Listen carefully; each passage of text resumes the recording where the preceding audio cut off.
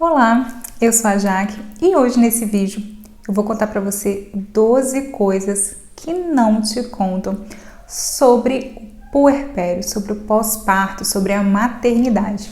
Se você está chegando agora e você não é inscrito aqui no canal ainda, eu já convido você a se inscrever e também ativar o sininho de notificação para você ficar por dentro de todo o conteúdo aqui postado. Bom, você sempre vai ouvir, né, conselhos, pitacos, palpites, mas tem muitas coisas que as mães não vão falar para você, que você vai estar recebendo uma surpresa. Então, para poder diminuir esse impacto aí, diminuir essa surpresa, eu vou te contar algumas coisinhas para você já ir se preparando, principalmente psicologicamente, para esse momento. Bom, a primeira coisa que eu gostaria que as pessoas tivessem me falado principalmente é sobre o amor. O amor, ele não é automático para todas as mães. A gente vê uma romantização em que você ama incondicionalmente aquela criança e muitas vezes você vai chegar em casa com aquele bebê e você não vai saber o que você faz com ele. E em muitos momentos você vai duvidar realmente dos seus sentimentos em relação àquela criança. Mas parte dessa sensação aí de desespero vem da insegurança. Você nunca cuidou de um bebê antes, então provavelmente você vai se sentir perdida e vai ter medo de não saber o que fazer. Então, esse medo, essa insegurança acaba meio que se confundindo aí, você começa a duvidar se você realmente ama essa criança ou não. O amor, ele é construído, o vínculo, ele é construído, então não se preocupe. Se você não está sentindo esse amor de novela que as pessoas falam, que é um amor além da vida, tudo isso, não tem problema. Esse sentimento, ele tende a aparecer à medida que você cuida do bebê, que você tem essa troca aí com ele. A amamentação, não, querida, não é o momento mais lindo e provavelmente não é a melhor sensação na vida de uma mulher. Nem todas conseguem ter uma amamentação pleníssima, como a gente vê por aí nas fotos, né?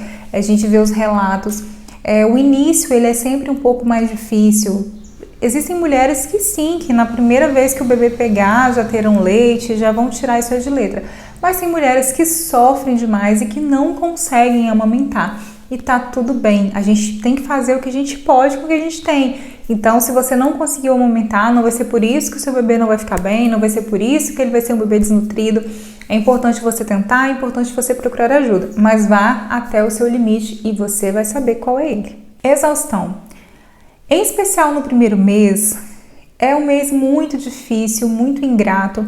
Eu, por exemplo, passei 49 dias na UTI com a minha filha, o que já passou um pouquinho de um mês, e depois, quando eu cheguei em casa, veio esse período desafiador, então isso se postergou muito mais. Eu sempre falo que o meu puerpério durou pelo menos 3 meses, porque foi o período que eu fiquei ali com ela, que foi um período completamente louco, e depois o período que ela chegou em casa, que eu precisei aprender a cuidar dela sozinha, porque não tinha médico, não tinha enfermeiro, não tinha nada. Então, esse período, ele é muito exaustivo. Você basicamente vai amamentar e trocar fralda o dia todo, rezar para que essa criança durma algumas horas, para que você consiga também descansar.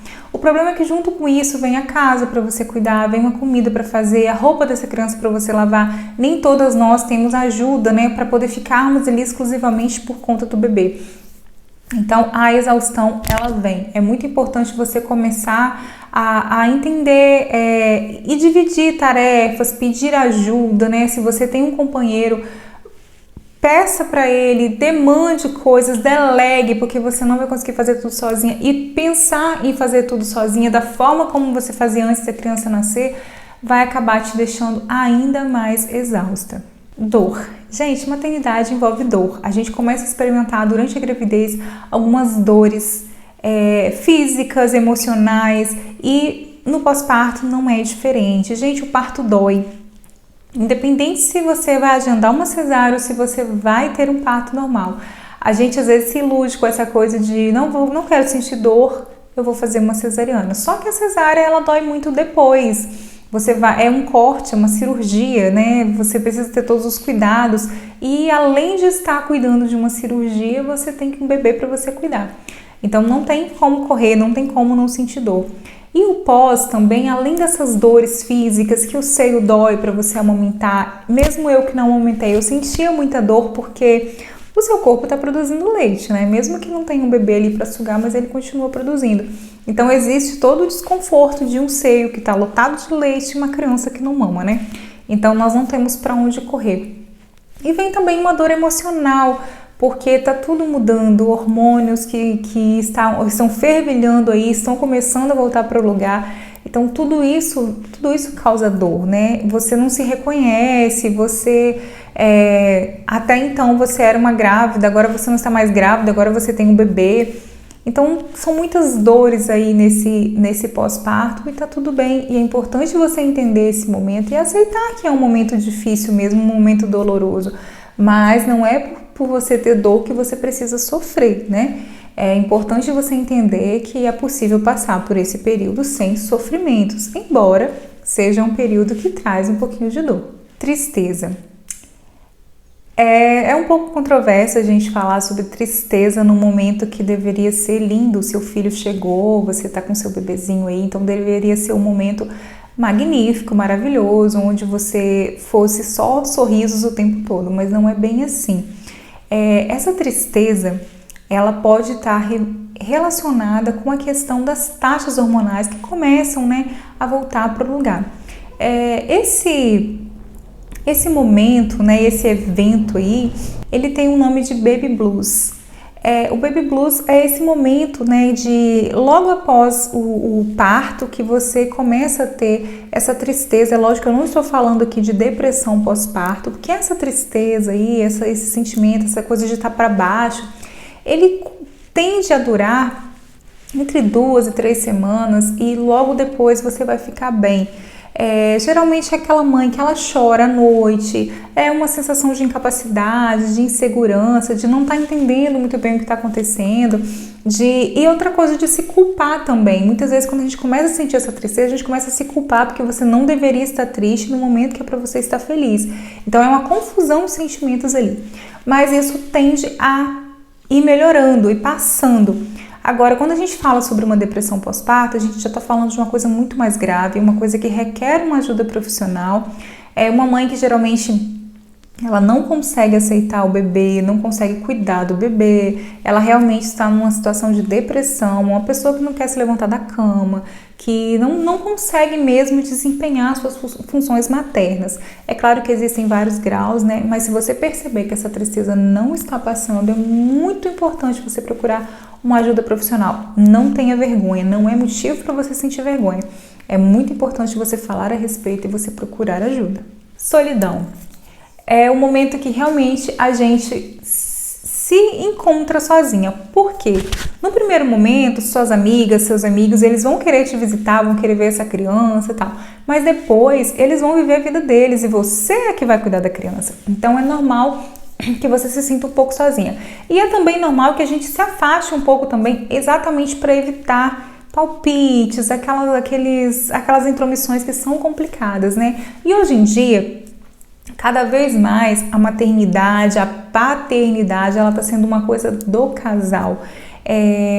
Nas famílias mais antigas, não eram famílias grandes, a avó vinha assumir o trabalho ali da filha, ficar junto, tinha tia, tinha muita coisa. Hoje não. Hoje as famílias estão cada vez menores, as pessoas já não moram mais tão próximas umas das outras, então isso está causando cada vez mais essa solidão. Então isso é normal, você se sentir sozinha, provavelmente você esteja realmente sozinha, e pode ser que você sinta essa sensação muitas vezes ainda ao longo do exercício da sua maternidade. As coisas mudam e mudam muito.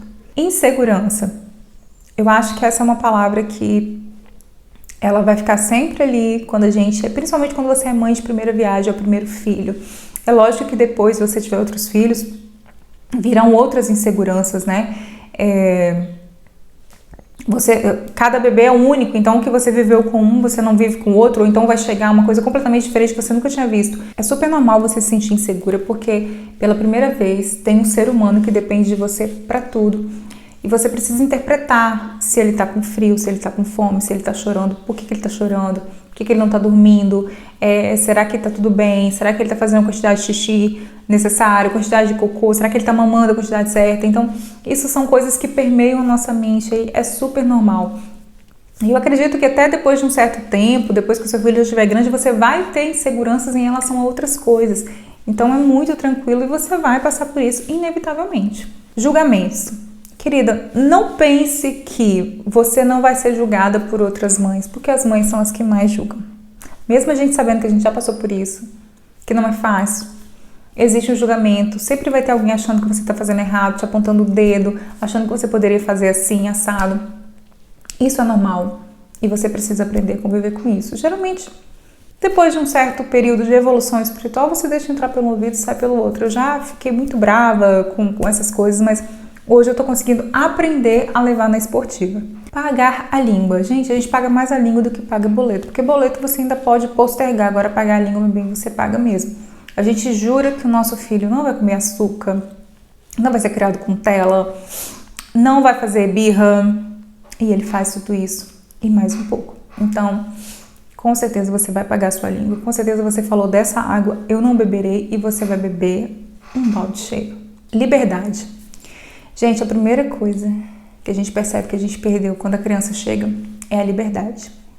A menos que você seja a rica milionária e que vai ter alguém para fazer tudo para você, você talvez não sinta, né, essa perda de liberdade.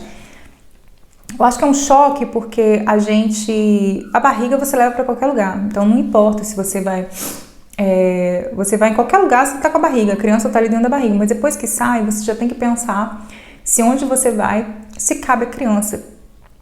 Eu lembro que um choque para mim foi assim, eu estava em casa, eu precisava comprar uma coisinha pro almoço no supermercado e eu percebi que eu não poderia ir, que eu teria que esperar.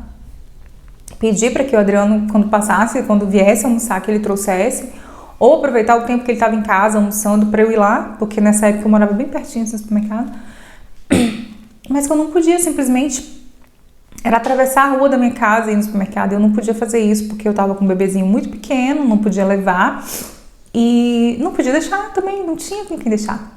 Então assim, você vai ter que começar a programar as coisas, não é mais aquela coisa de tô aqui, vou ali. E muitas outras liberdades que você pode ser privado. O relacionamento com seu marido, com seu parceiro vai mudar dentro de casa. Não vai ser mais do mesmo jeito antes de ter uma criança. Então, são coisas que talvez as pessoas não falem pra você, mas eu estou te falando. Prepare-se pra isso, esteja preparado. A libido. Gente, é impossível você ter libido com a barriga costurada, com o peito vazando leite. E outra coisa, hormônios.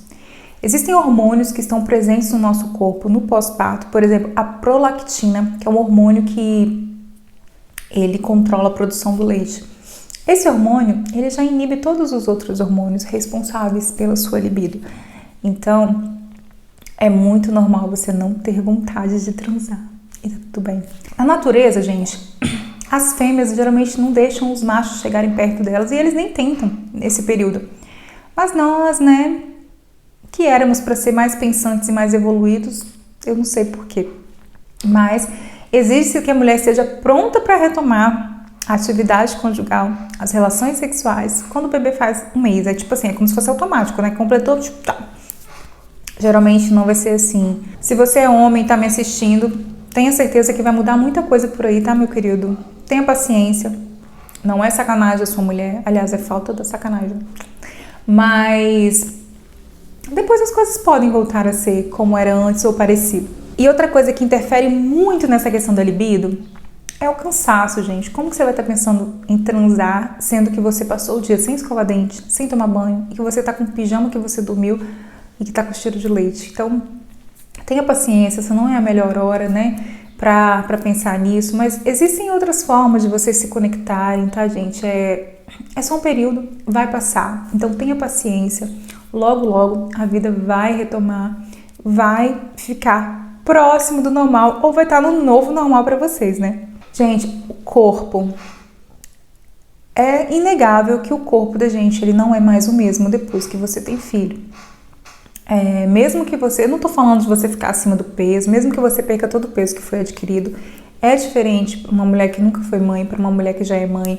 Você vai perceber que a barriga não sai junto com o bebê, que essa barriga ela vai ficar aí durante um tempo e dependendo, né, da sua alimentação, da forma como você encara as atividades físicas, ela pode ficar uns bons longos anos aí, se não, nunca mais ir embora, né? Pode acontecer sim, tem muitas mulheres que depois da maternidade nunca mais recuperam o corpo como ele era antes ou como elas se sentem bem, né? E isso precisa ser falado, porque se é uma prioridade para você, você tem que pensar.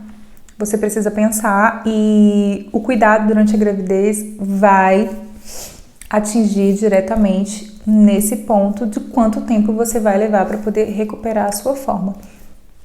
Os seios. Por mais que você cuide, os seios também eles não são mais os mesmos, né? Eles não vão ficar com a mesma tonicidade, porque não é nem pela questão da sucção. Muitas pessoas acham que a flacidez no seio ela vem pela quantidade que o bebê mama, e não é por isso. É por essa questão de encher e esvaziar, que é o que acontece na amamentação, né? O bebê mama, o seio fica vazio, enche novamente. Então, muitas vezes o nosso seio ele enche demais até, isso causa com que a pele estique muito. E como é um processo muito rápido, essa pele ela não faz aquela retração necessária para o seio voltar para o lugar. Então é óbvio que após amamentar você vai sentir o seu seio um pouco mais flácido, em especial se você tem aí o seio muito grande. Mas gente, tá tudo bem, né? Eu acho que essa é uma preocupação que não deve permear a nossa mente, mas é importante que você saiba, que você entenda que você pode passar por isso. Se você ficou com alguma dúvida ainda, pode deixar aqui para mim nos comentários. Se você acha que tem mais alguma coisa que eu deveria alertar, você que é mãe, alguma coisa que eu não alertei aqui, mas que aconteceu com você, deixa aqui para mim, que eu vou estar respondendo e quem sabe gravando um novo vídeo com mais coisas que ninguém te conta, mas que nós estamos aqui para contar. Muito obrigada pela sua companhia, um beijo e até o próximo vídeo.